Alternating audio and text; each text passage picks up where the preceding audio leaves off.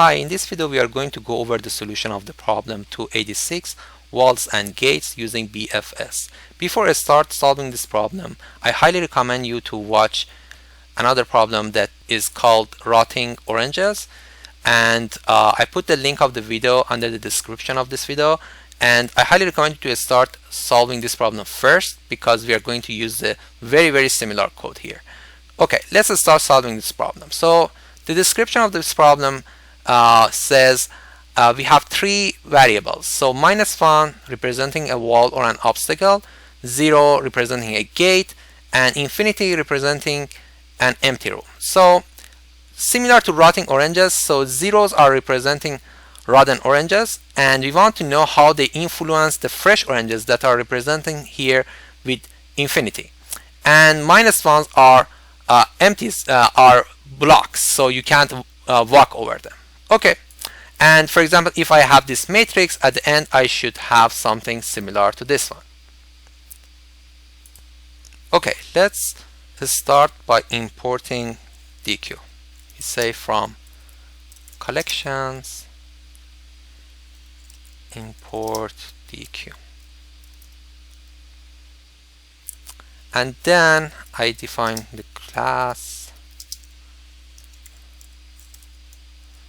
solution, and I have the, let's see, I'm gonna call this walls and gates, something like that, and self, and the import to that, let's say I have a grid as the import, and for now let's just return -1. I just want to run this function, and s1 equals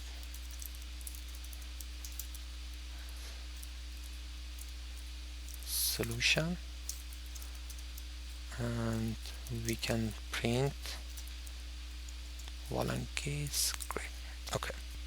Okay, now we have defined the matrix, so we have I have the grid here, and we go for the next step. So inside the function, let's just get the number of rows and columns first.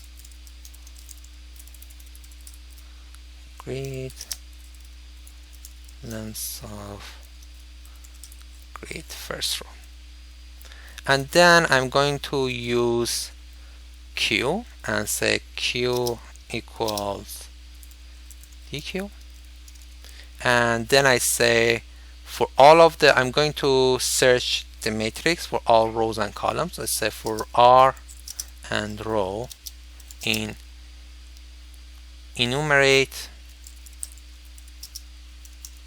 grid, and for C and val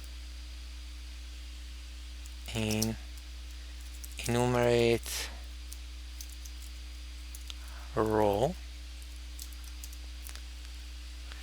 If val equals 0, because 0 means that is a rotten orange, or that is a source that causes any flood or something like that.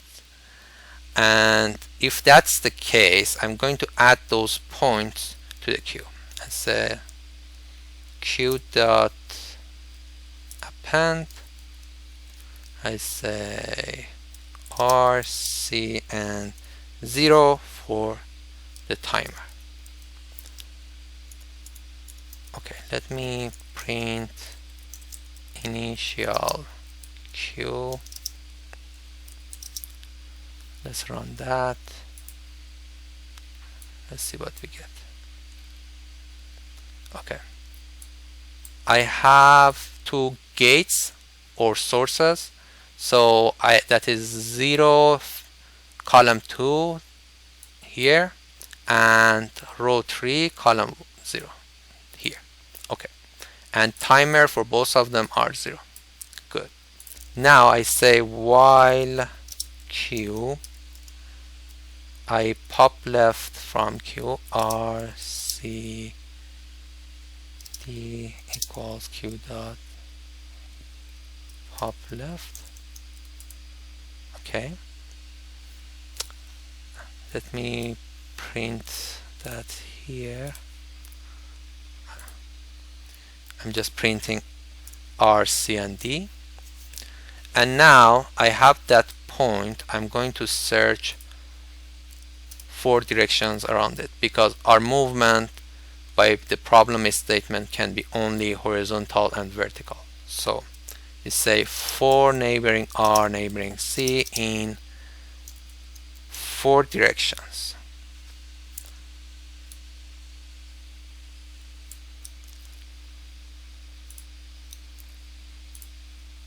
Okay.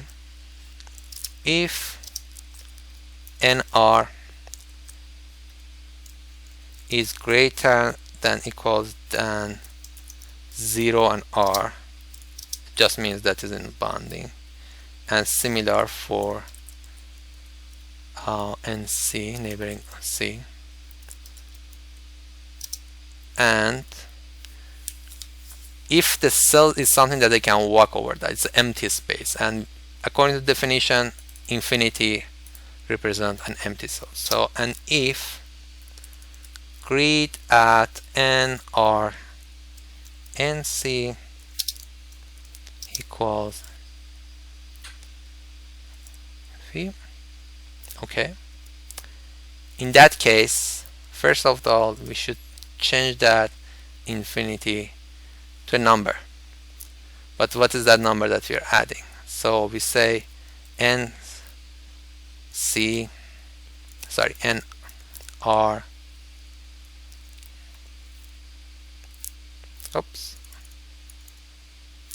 NR and C, that should be what? If you remember, we have a timer here, 0. So whenever I am here, I take that out. For example, for the first point, that will be 0. So, and for the first point that I searched, when everything condition is good, so I'm going to add that, but I also have to add 1 here. Okay, and also I'm going to add that to my queue and say NR and C D plus 1, because this is also my timer. Okay, so let's see, let me print what we just added to the queue and what is the final queue. I print that after the while loop, and here I'm going to return grid and D. Let's see what we get. That should look like this. So we have it here, so it's 3 minus 1 0 1 2 2 1 minus 1 1 minus 1 2 minus 1 0 minus 1 3 and 4, and the maximum amount of time it took to reach to that is number 4. Okay, let's say an example that we have actually one empty cell but that is blocked. For example, let me see, if I have, for example, 1 minus 1 here, what happens? If I have 1 minus 1 here, so there is no way that I can reach to these 2 points. These are empty cells, but I cannot reach them. So what happens if I run that? So let's see. These 2 empty cells, they were blocked by minus 1, so there were no way to reach over there. And problem statement says that if that's the case, just leave them as infinity. So if it is impossible to reach the gate, just leave them as infinity. So that automatically does that. So we are good with that condition as well. So let's talk about time and space complexity now. So the time complexity of this problem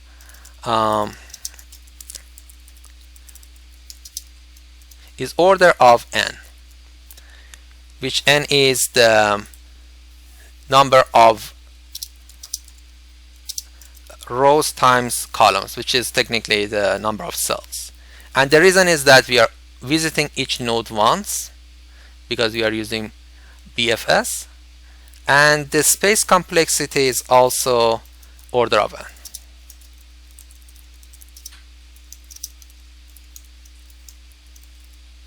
And the reason is that we have a queue and we are appending to that queue, but queue is not going to be larger than the size of all of the cells, so it's always less than the n. So as a result, the space complexity will be in a worst case scenario will be n. So this is the solution of the problem 286, and thank you so much for watching this video.